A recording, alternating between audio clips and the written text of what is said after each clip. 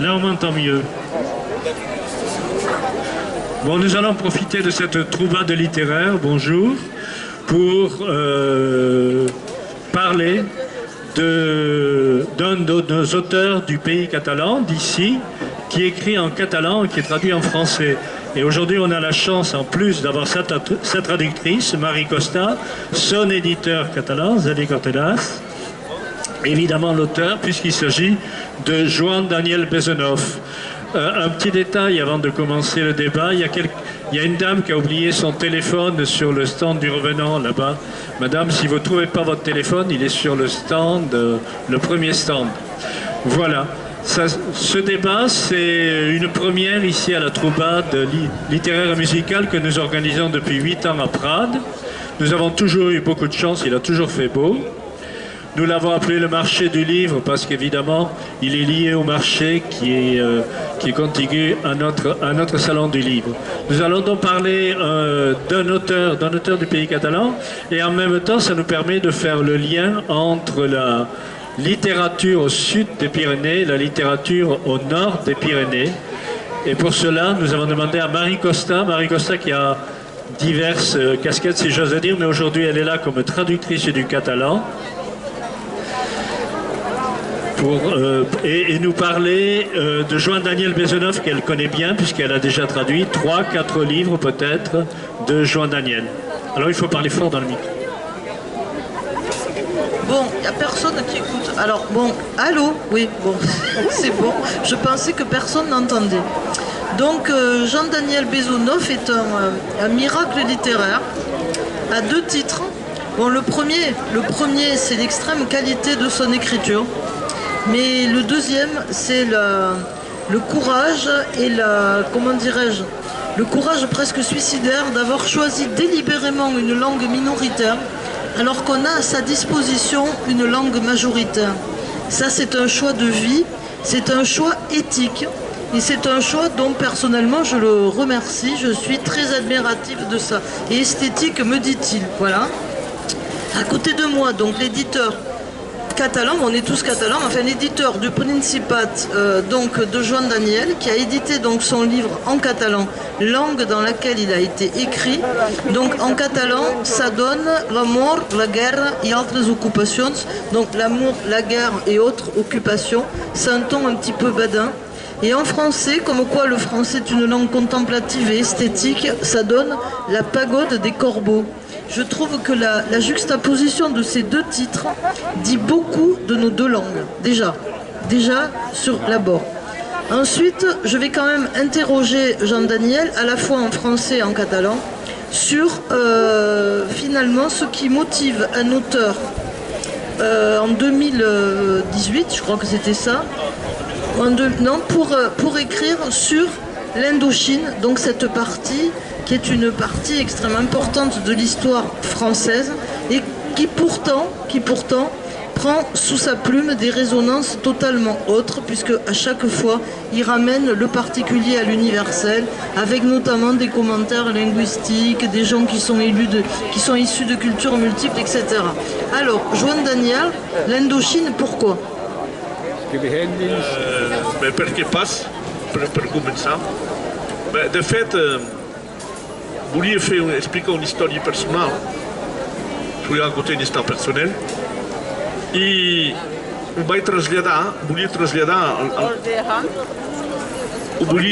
volia traslladar al temps de la guerra de secessió, però ja s'ha fet, allò que el vent s'endugué, mare de Déu.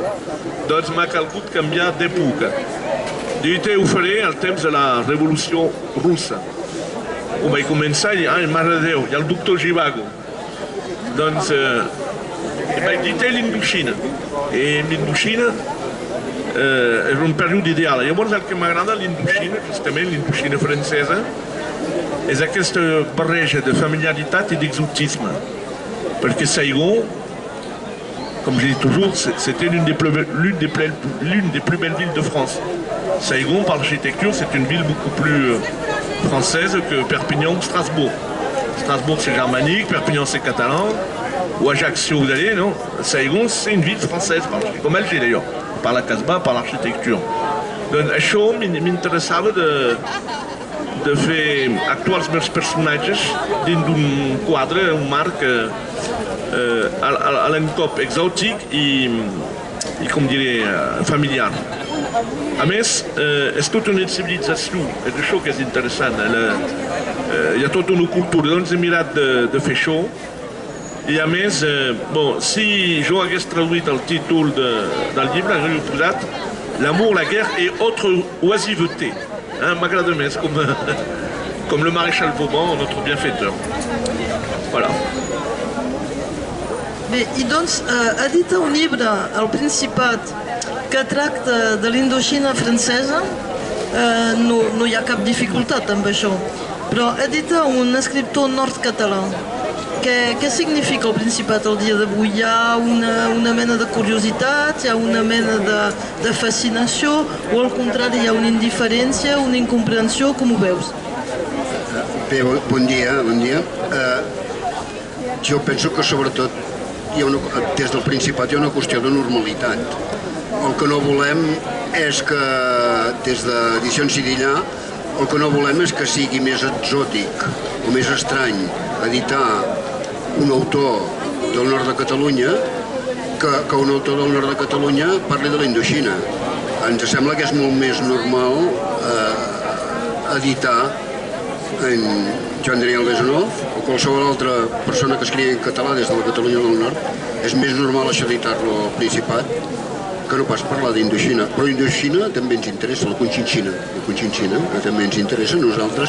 En realitat, en Joan Daniel, que fa temps que el llegeixo, sempre ens parla de mons perduts i, ben entès, la Catalunya del Nord no és pas un món perdut. Això és una nota d'optimisme que t'agraeixo, no sé si la compartim totalment, perquè si no és un món perdut és un món que podries estar perdent, que és una altra cosa. Doncs sempre tens raó, era la meva pregunta següent. Sempre hi ha en l'obra de Joan Daniel aquesta noció de, no pas de paradís perdut, però com un vaixell que s'enfonsa. Sempre es tracta de vaixells que s'enfonsen amb una certa fascinació pel passat i pels valors del passat, perquè hi ha una cosa que és transcendent en la seva obra, que és la pèrdua de l'honor, la conservació de l'honor. Doncs hi ha una cosa que té molt a veure també amb la supervivència de la llengua, que seria una forma d'honor també, l'honor dels avis que no es té de perdre. I doncs això dona una tonalitat molt fosca finalment a la teva obra, Joan Daniel. Jo tinc sovint l'impressió de tenir valors caducats, és a dir, que tinc moltes piastres de la Banca de l'Indoxina, doncs en 1950 era una fortuna, i amb aquelles piastres, si te'n vas al mercat aquí mateix, és com si anessis amb bitllets de Monopoli, i encara els bitllets de Monopoli crec que tenien més valor.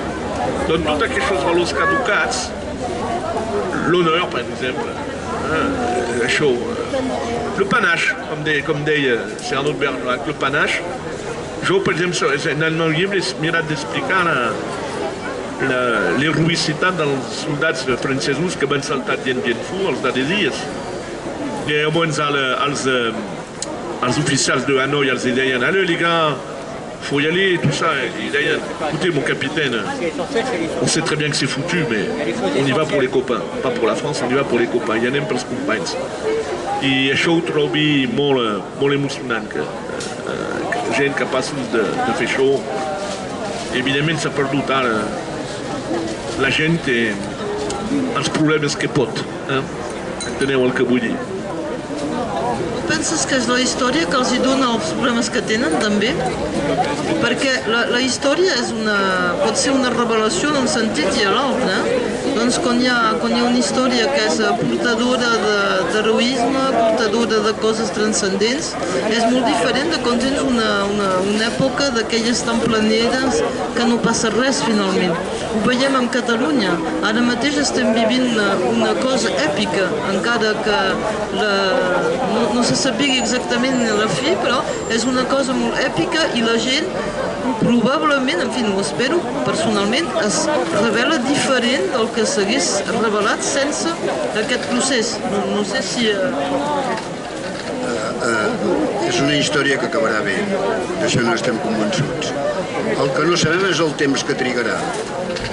Jo diria que no gaire, però la història acabarà bé perquè és com... això no és una novel·la, sinó que és una realitat. I acabarà bé, estic convençut. Doncs jo, com a traductora, és molt estrany traduir el Jean-Daniel Bezunov perquè se pot traduir perfectament a ell mateix. Doncs és un repte d'aquells que una cosa una mica una utòpia, finalment. I doncs resulta que tinc de dir una cosa increïble, és que no m'ha fet... No, vull dir que no, m'ha deixat traduir sense ficar-se al mig, sense demanar per què això, per què allò. I finalment, com que ens coneixem bastant bé, les coses s'han passat, han anat, però vull dir una cosa increïble, molt fluida i molt... I doncs em sembla que la seva escriptura personalment em correspon molt, perquè tenim la mateixa formació, també ho cal dir, doncs em correspon molt. I a més, com que el conec, no el tradueixi de la mateixa manera que els altres, això és segur. Doncs a nivell de la traducció, per mi, era molt interessant tenir la persona, però no telefonar-la i no trucar-la, no. Saber exactament que si havia escrit això i no havia escrit allò, és que hi havia una raó. I al moment de traduir, és a dir, d'escollir el punt precís on hi ha una pèrdua, perquè és això, la traducció no es pot guanyar tot, doncs jo tenia l'impressió de tenir el codi, finalment. Doncs ha estat tot un plet traduir aquesta obra. Le grand problème de Marie, c'est qu'elle n'a pas fait son service militaire. Alors, parfois... Il y a eu quelques problèmes dans le vocabulaire militaire, mais c'était rien du tout, une vétille, parce qu'elle traduit vraiment bien. C'est mieux que l'original encore. C'est très très bien. Mais, quand même, j'aurais aimé que Marie fisse son service militaire. Ça aurait été mieux pour tout le monde. Je vais y songer, d'ailleurs, peut-être qu'avec les événements qu'on va avoir, on devra faire Farem la mine et Foursouzamin, enfin. Donc, lisez ce livre de Jean-Daniel, parce que vous avez un portrait de l'Indochine qui est remarquable. Jean-Daniel, c'est comme les films de Visconti. Vous savez, Visconti était horrible avec les ensembliers des films parce qu'il exigeait que toutes les armoires, toutes les commodes, tout soit plein des objets d'époque, même si on ne les voyait pas à l'écran et on ne les ouvrait pas. Et chez Jean-Daniel, il y a ce souci du détail qui fait que finalement, il va aller chercher pendant des mois des archives, s'imprégner de la langue, s'imprégner des codes sociaux de l'époque. Et donc, il va restituer ça de façon presque impressionniste, pointilliste. Et ça donne évidemment de grandes fresques. On est vraiment dans le roman, dans ce qu'il a de plus intéressant, c'est-à-dire une restitution presque cinématographique de la réalité. Et ça, c'est vraiment... quand on y est, quoi. On arrive, on embarque. Et il se trouve que dans mon autre casquette, comme disait Robert, je suis maire d'une petite commune. Et quand on a célébré l'Indochine, enfin la défaite en fait de l'Indochine, enfin passons, bon, je me demandais ce que j'allais dire. Et donc j'ai pris les 2 pages de Jean-Daniel qui décrivent la bataille de Dien Bien Phu. Et j'avais des anciens combattants qui étaient là et qui pleuraient avec des décorations, etc. et qui pleuraient comme des madeleines et qui m'ont dit mais d'où sort ce texte? C'est un des nôtres. J'ai dit oui, c'est un des vôtres par l'imagination et la pensée. C'est Jean-Daniel Bezunov. C'est vous dire la puissance d'évocation et au-delà de l'évocation, la puissance de recréation du réel qu'a son écriture. Justament, és curiós perquè jo soc un mascle gàl·lic, doncs no plogo mai, evidentment, queda malament. I recentment un amic meu té el pare que va fer la guerra d'Indochina. Il me diu, j'ai toute la collection de la revue Caravelle. Caravelle és la revista dels paracaigudistes. És una cosa introbable. Jo fa 30 anys que m'interessa l'Indochina i no ho havia trobat mai. I me'n va regalar la seva col·lecció. Bon, jo estava molt content. I al cap d'un poc, mec dit, ah, j'aimerais avoir la casquette des soldats d'Indochine. Il dit, ah, mais j'en ai une, je vais vous la donner. I jo me vaig posar a plorar perquè estic acostumat tant a rebre, a cobrar, que un senyor me regala primer la seva col·lecció de 110 de revistes i després me regala el barret dels soldats i vaig plorar, doncs tinc una relació ploranera amb els soldats de Xina, diguem. Saps que gràcies a la de Colau no hi ha cap problema pels mascles a plorar, eh? Tenim la masculinitat plural ara a Barcelona. Doncs tu, de l'obra del Bezunov, que suposo que la coneixes completament, què destacaries? Home, ara així, a mi m'agraden molt els llibres que ha escrit d'Algèria, m'agrada molt, a veure, que estic perdent la memòria, però m'agrada molt el llibre aquest de com vas créixer a la Provença, El país de butxaca, m'agrada molt, però especialment m'agraden molt els llibres en què parles en què hi surt Perpinyà, en què hi surt el català, en què hi surt el teu padrí. Però esclar, la literatura catalana ha d'anar més enllà que els records d'infantesa. És a dir, no la Indoxina, allà on sigui arribarem. És a dir que hem caigut en un parany increïble. És a dir que si fos una literatura anglesa o no sé què, ningú no es cuida del tema. El tema tens dret d'utilitzar tots els temes del món perquè ets universal. En canvi, quan es tracta de les nostres cultures, sempre tenim això que forçosament tindríem de tractar de no sé què. I això cal sortir d'això. Sí, però és que en Joan Daniel ho coneix molt bé. És a dir, hi ha escriptors malauradament en català, igual que en altres llengües hi ha escriptors que parlen d'un lloc que no coneixen gaire, però i que notes molt que és un vernís, una anècdota, que saben 4 coses. No és el cas d'en Joan Daniel, és que ell sap tantes coses del Saigon, de què parla, que estic segur que si poguéssim tornar als anys 50, en Joan Daniel podria ensenyar a un saigonès com es fa per anar a casa seva. És quasi al·lucinatori, perquè els vells, doncs, jo he regalat en un dels vells militars que estaven per la celebració de l'armistici, els he regalat el llibre. I doncs hi ha un, que ara és molt vell, que m'ha comentat, c'est un livre hallucinatoire. C'est comme s'il avait eu une vision et qu'il avait écrit.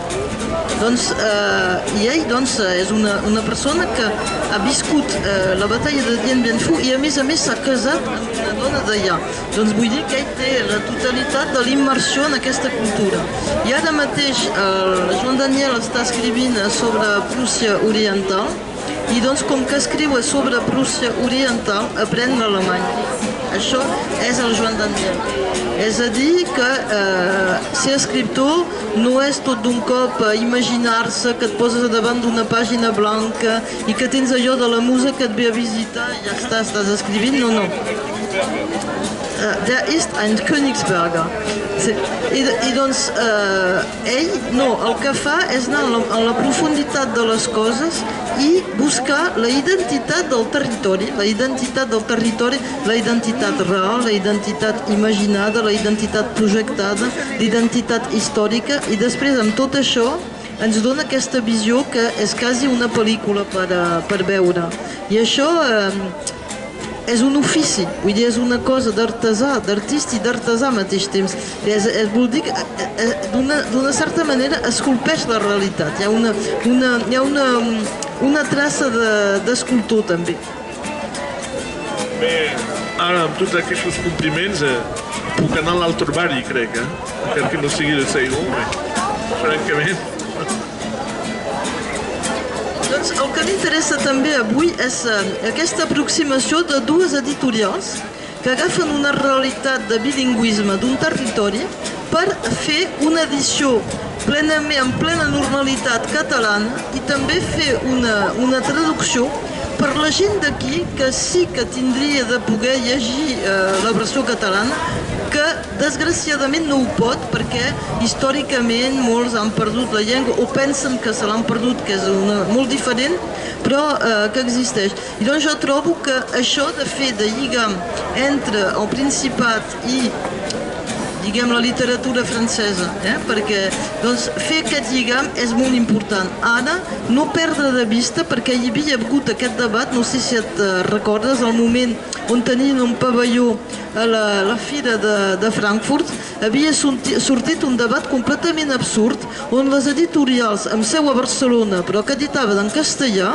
volien tant sí com no fer part de les editorials catalanes, que era una cosa increïble, vull dir. Bé, doncs aquí cal dir clarament que es tracta de literatura catalana. El que es fa amb les traduccions és una altra cosa, però la literatura del Joan Daniel és una literatura catalana, i això es té de dir molt clarament perquè penso que en aquest territori tan maltractat, tan malaurat, tan abandonat culturalment, ho tenim de repetir de manera incansable perquè la gent ho entengui.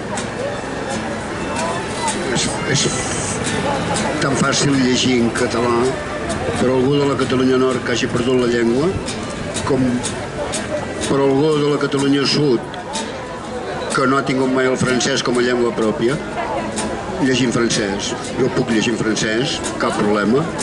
Puc llegir en italià, puc llegir en occità, menys problema. I no hi ha pas cap problema, és qüestió d'acostumar-se, de s'habituar, que diuen.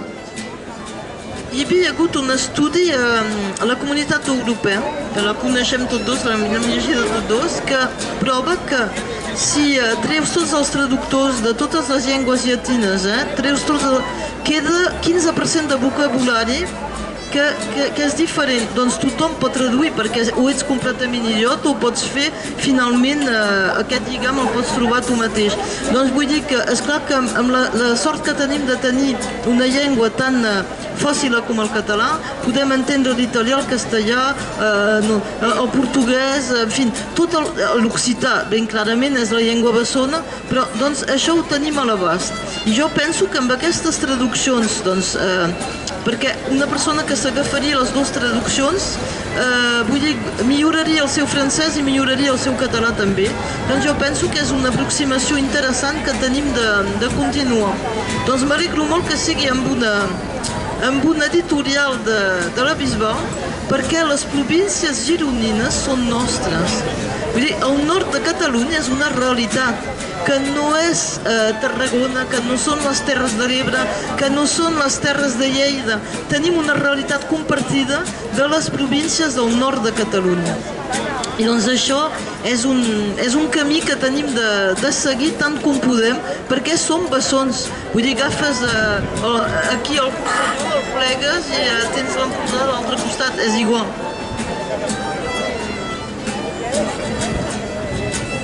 Bé, gràcies per la vostra atenció i ara llegiu i compreu mi llibre, així em podré comprar un entrepà i una cervesa. Gràcies per haver vingut. Gràcies a tothom.